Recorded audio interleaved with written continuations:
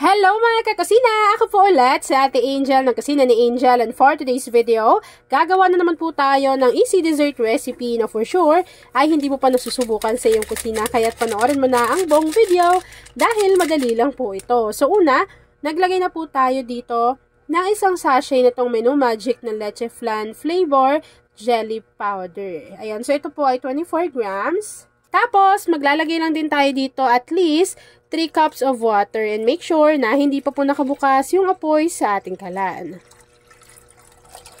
After adding ng ating water, tunawin lang po muna natin ng maigi yung ating jelly powder dito sa ating kasirola. And yes, marami pa rin sa inyo nagtatanong, Miss Angel, saan po ba kayo nakakabili nung Leche Flan na jelly powder? So, alam nyo ba na pwede na kayong bumili dito sa YouTube? And yes, ngayon po, pwede ko yan dyang ilagay sa ating basket. Kung nanonood kayo sa cellphone, makikita nyo yung basket na yan dito sa left side.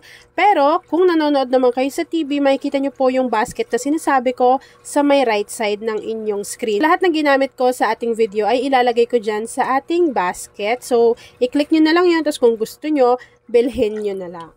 After nating matunaw yung ating jelly powder, maglagay lang tayo dito at least 1 can or 370 ml nitong evaporated milk. Kakailanganin na rin natin dito ng condensed milk. So, ito po yung condensed milk na inilalagay natin ay meron po siyang 380 grams. After adding ng ating condensed milk na meron 380 grams, maglalagay lang po tayo dito at least half teaspoon ng vanilla essence or vanilla extract. And then, hahaluin lang po natin yung ating mixture hanggang sa mag-combine. At kapag nahalo na po natin iyan ng maigi, pwede na po natin buksan yung ating apoy sa ating kalan over medium to low heat, and then hihintayin lang po natin na kumulo yung mismong mixture natin. So, habang hinahalo ko yan, mga kakusina, at hinihintay na kumulo yung ating mixture, please don't forget to like and follow yung ating Facebook page, Kusina ni Angel. Kung meron ka ring Instagram, paki-follow na rin ako doon, Kusina ni Angel. At kung gusto mong matuto pa ng iba pang mga recipes o kaya naman gusto mong mag-share ng mga niluluto mo everyday, pwede kang sumali sa ating Facebook group. Andyan lang po yan sa ating Facebook page. Kapag kumulo na yung ating mixture, pwede nyo yung hati-hatiin sa pagsalin sa ating mga lagayan. So, ako po, gagamit lang ako ng tig 750 ml na microwavable tub. So, kapag na-transfer na po natin yan sa ating microwavable tub, kakailanganin pa po natin ng isa pang kawali or ating lutuan kasi po gagawa pa tayo ng pinaka-toppings ng ating mixture. Yan, so ito po yung ating kasirola, natatanggal yung mismong hawakan yan. Kaya space saver, tapos pwede nyo rin siyang ikabit, tapos pwede nyo ulit siyang tanggalin. Ganun lang. So, off na natin yung apoy sa ating kalan at i-transfer na natin to sa ating mga microwavable tub. So, kung gusto nyo rin itong ating saucepan na natatanggal yung mismong hawakan niya, isang set na yan, ilalagay ko yan dyan sa ating basket. Tapos, hintayin ko lang yan lumamig, mag-set at mag-firm, gawin na natin yung pinaka-toppings niya. Habang nakaset aside yung niluto natin na leche flan jelly dito sa aking kawali, naglagay lang po tayo dito ng half cup ng washed sugar, pero pwede kayong gumamit dyan ng white sugar. So, ihintayin lang po natin tong mag-caramelize. And make sure na mahina lang yung apoy para po maiwasan na masunog para hindi maging mapait yung ating caramelized sugar. And then, habang hinihintay nyo pala yan na mag-caramelize, pwede na kayong mag-ready or magtunaw ng cornstarch.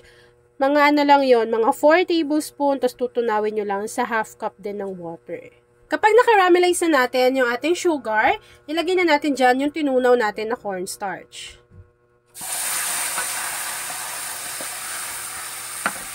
Tapos, continuous pa rin natin yung lulutuin. Tapos, mapapansin niyo na medyo namumuo yan.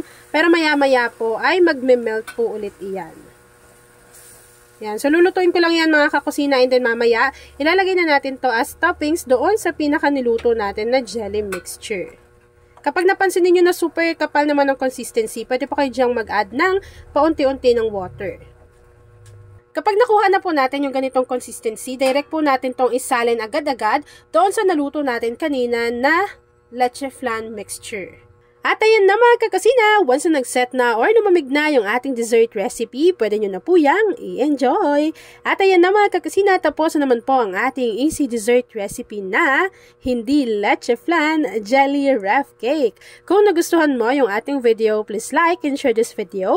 At kung hindi ka pa nakakapag-subscribe sa aking YouTube channel na Kusina ni Angel, please click subscribe button, click mo na yung notification bell, click all para lagi kang updated sa bawat na na-upload kong mga videos. At kung isa ka din sa dessert lover, say hi Angel sa ating comment box section at ilagay mo na rin dyan kung taga saan ka nanonood. Yan lang mga kakasina. Thanks for watching and enjoy this video.